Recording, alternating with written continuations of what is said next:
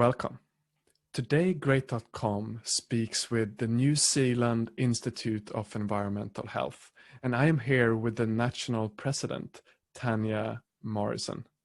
And if you're new here and to this podcast, Great.com Talks With will introduce you to interesting organizations and experts who are dedicated to making the world a better place. And today is special because we're coming up towards the global Environmental Health Day, which is on the 26th of September. So today I thought it would be real fun to speak with the New Zealand Institute of Environmental Health and look at everything ranging from between food safety, clean water, housing, air quality, pollution. And hi Tanya, how are you doing today? I'm good. How are you? I feel excited about this episode. I'm very much into health myself, and I want to learn more and more about what challenges we're going through in our environment. So before we get there, how would you describe your organization to someone that might not be familiar with it or the challenges that you're facing? Right. Well, there's probably a couple of sides of things there. In New Zealand, our institute has been going for actually 100 years. We actually had our centennial year this year. So we were actually founded in 1920. So for a very small island nation of 5 million people, that's not bad going for 100 years. Probably to answer the question of who we are as a New Zealand institute, it's probably pertinent to kind of explain what environmental health is, because a lot of people generally don't always understand what that actually means. So environmental health has been called a number of things and still is around the world. I guess the most common way to describe us is the health department or the health inspector. But even here in New Zealand, back in 1920, we started as a sanitary inspector. But where the term environmental health comes from is actually to do with the pillars of the environment, if you think of it that way. So you've got your food, your air, your water, your shelter. So really key things for human health and life. And our job really is basically to deal with how those environmental things actually affect human health. So making sure you have clean water to drink and, nice air to breathe and your food is safe to eat. So that's really where we come into play. And in New Zealand, our institute is a not-for-profit, non-governmental organisation. So really we're a professional institute that looks after the health inspectors of New Zealand, the environmental health officers, and our wider colleagues, regional public health, hospital-based, so quite broad. And really our focus is just to try and support our members through training and ongoing professional development. That's really what our primary focus is. Right. And now with the Environmental Health Day coming up, what would you say is the biggest challenges you're going through in New Zealand and maybe even in the world? I think globally, environmental health, some people call it the forgotten profession, but perhaps it's more the unknown profession of people not always knowing what we do. We're quite a broad and generalist skill set. So we tend to be good problem solvers. We can generally turn our hand at most things. And whatever the world, whether it's a global pandemic or natural disasters and just the way things are evolving, we generally tend to be involved in most facets of that. I guess in New Zealand, we have a wee bit of a challenge with arguably some outdated legislation that doesn't always help us do our job. We've got some legislation that was written in the 1940s, 1950s, and it doesn't always match up with how we live in today's world. I guess if you're looking for an example for that, maybe something like hoarding is quite pertinent. I think when our Health Act in New Zealand was written in the 50s, it wasn't written to tackle an issue like that, but we have to somehow make it work. So did you say hoarding? Yeah, hoarding. How would you describe that? So if you've seen the classic American, I think, TV shows, it's people collecting a lot of things. Yeah. I've personally stood in one of those houses that would be, straight out of one of those TV shows, and you have to find a way to look after that person, but also the effects on the wider surrounding receiving environment, the neighbours, and what's best for everyone all around, and that's a really tricky one. And there's multiple organisations involved, and we're just one of them. But when you look at challenges, it's are we going in there as the health police officers to try and just clean it up, or that doesn't necessarily help the issue if it's a mental health based. So working with a lot of different organisations is a real perk to our job. But, sometimes we're a little bit bound by framework, and what we can actually achieve is we can only do so much. There's always challenges, and the way we live these days, it's more and more challenges every day. Right. And so if you look at how humans live today, I see we put pollution in the water, in the air, we're putting out waste. What is the biggest challenge, would you say, if you could solve one of these problems? I think the waste is a big one. We've seen the impacts, or we're seeing them gradually. We hear a lot about climate change, and I presume you do in your neck of the woods as well. It's quite well known term around the world. The reality is it's going to creep up on us. It already is. A great example of that is with the pollution is as the temperatures rise in the next few decades, you're going to see more possible communicable diseases, food security, how we grow and can store our food, and water availability. Things are all going to dry up. But what is happening with the waste and the pollution is we're a bit of a throwaway society, probably across the world, is fair to say. So we've got to find a way to reduce.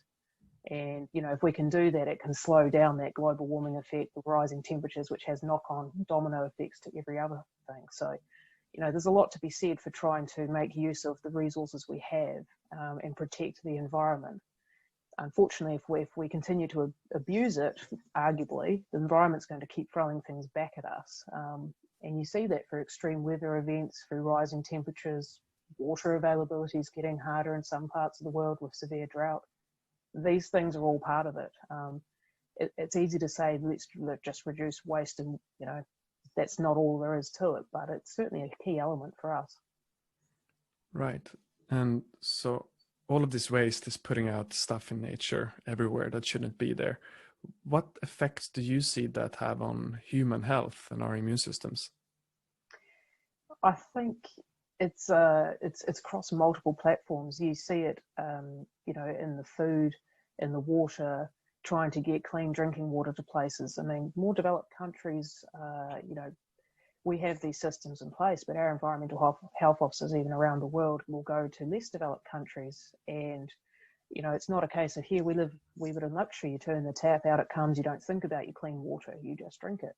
But other places, you really have to be wary before you just go and get water from the river or the stream and drink away. So, we have officers around the world who work with the Red Cross and other organisations, and trying to get some basic sanitation in place. So as pollution rises, these challenges get more and more, is how do we clean our water? How do we clean things up and make it safe for people to live so that we don't get sick, so that we can live and survive? Right. And to shine the light back on your organization, you've been around for a long time, like you mentioned. Yeah. What is some accomplishments that you are proud of during that time?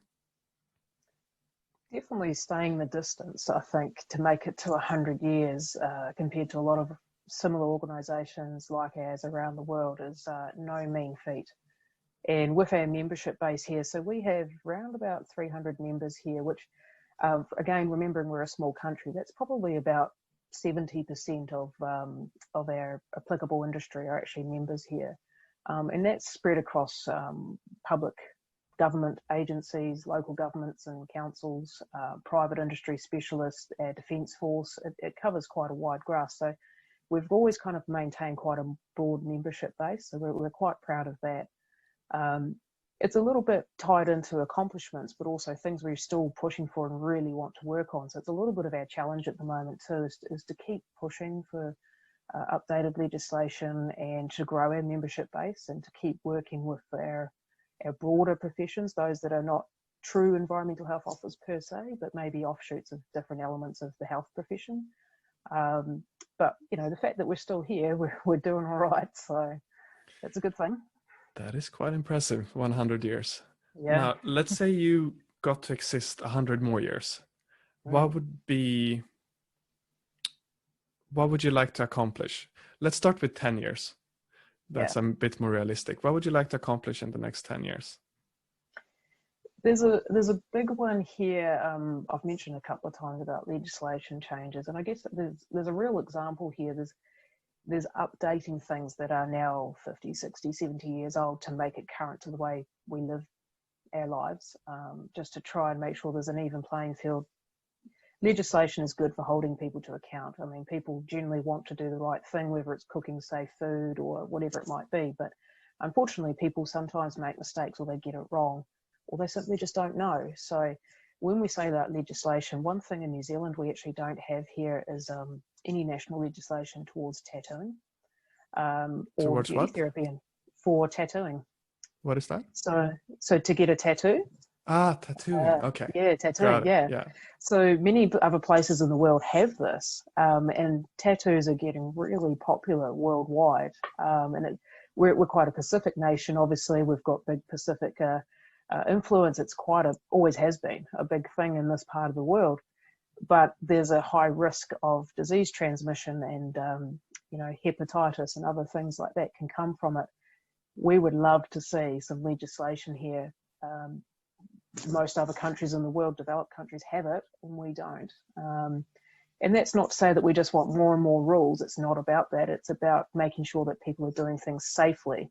If it's growing in popularity and people are going to do it anyway, and it's going to be more and more happening, then we want to make sure it's happening safe so that people are not getting sick from these things and how we choose to live.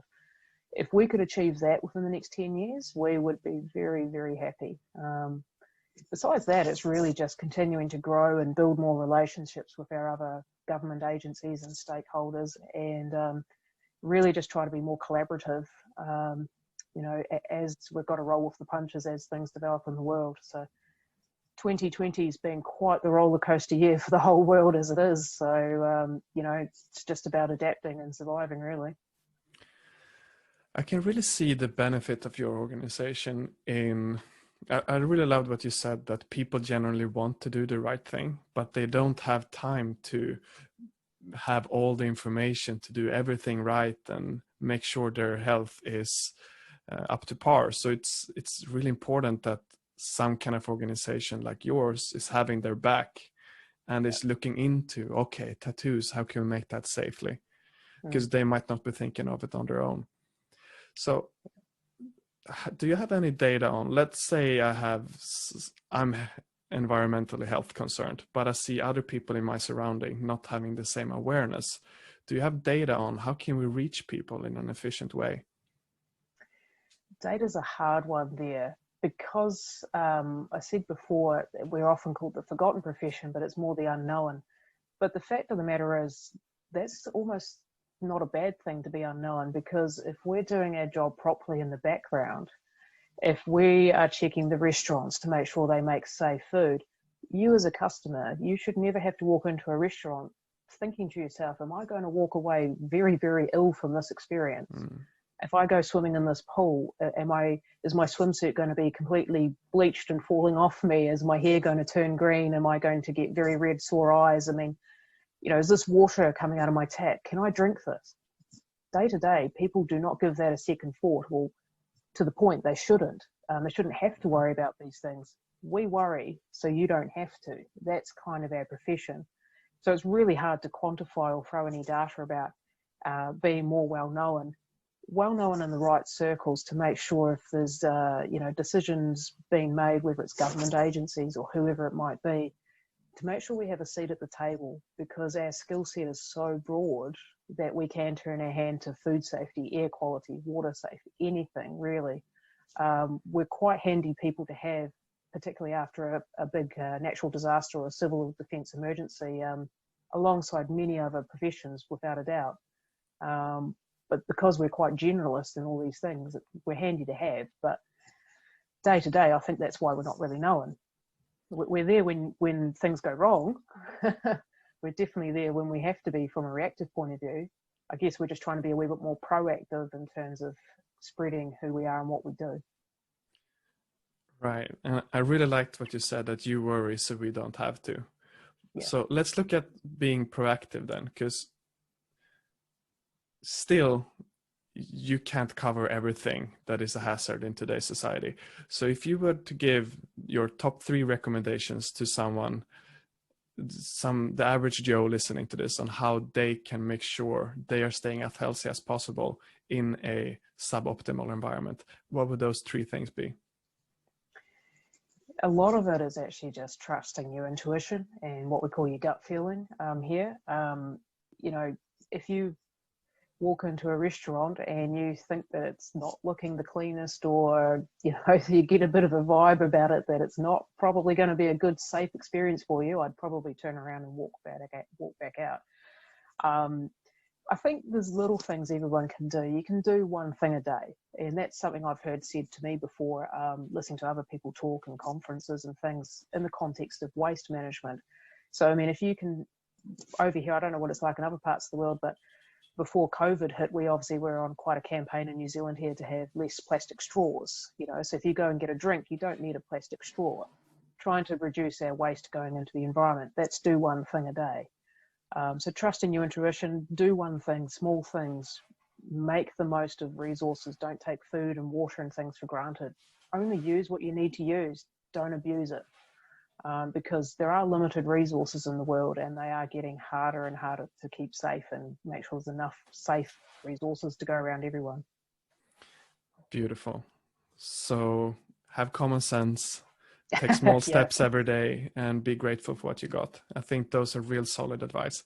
So I imagine now someone listening to this feeling passionate about wanting to do something to help you help our environment. What can someone do to help the New Zealand Institute of Environmental Health? Well, because we're not for profit, I mean, we rely heavily on, you know, when we hold professional development conferences and things, we do rely heavily on sponsorship from a lot of, you know, trade industries and things who we work with, who give us our tools of the trade, whether it's a noise meter or, you know, consultants on food safety and things. So our purpose as an institute is to try and look after our members, to extend their knowledge, to equip them with the tools, to keep rolling with the punches as this crazy world keeps evolving. And we're trying to keep everyone safe in it with our food, our water, and everything else from the environment. So really how people can help us is just spreading the message about what environmental health is. In New Zealand here, we definitely want to grow our membership base and just continue to keep growing and continue to offer more and more and more training. Just it sounds like, you know, training is quite an easy thing to provide, but it's not. You know, this, again, 2020 is a case in point. We need to learn on the fly what this global pandemic could mean for things. We're a small island nation, but we're a heavy exporting nation, you know, so when your borders are closed, it has a bit of implications of things coming and going, and that includes people. So, you know, we've got to learn to deal with that. Tanya, thank you so much for taking the time to speak with us today. I learned a lot about the importance of public health, and I hope our listeners do the same. Thank you. Not a problem. And hey, if you are listening to this and you thought this was a meaningful conversation that you would like for more people to listen to, the best thing you can do to help us out is to go into your podcast app and press subscribe, because we are still a tiny podcast.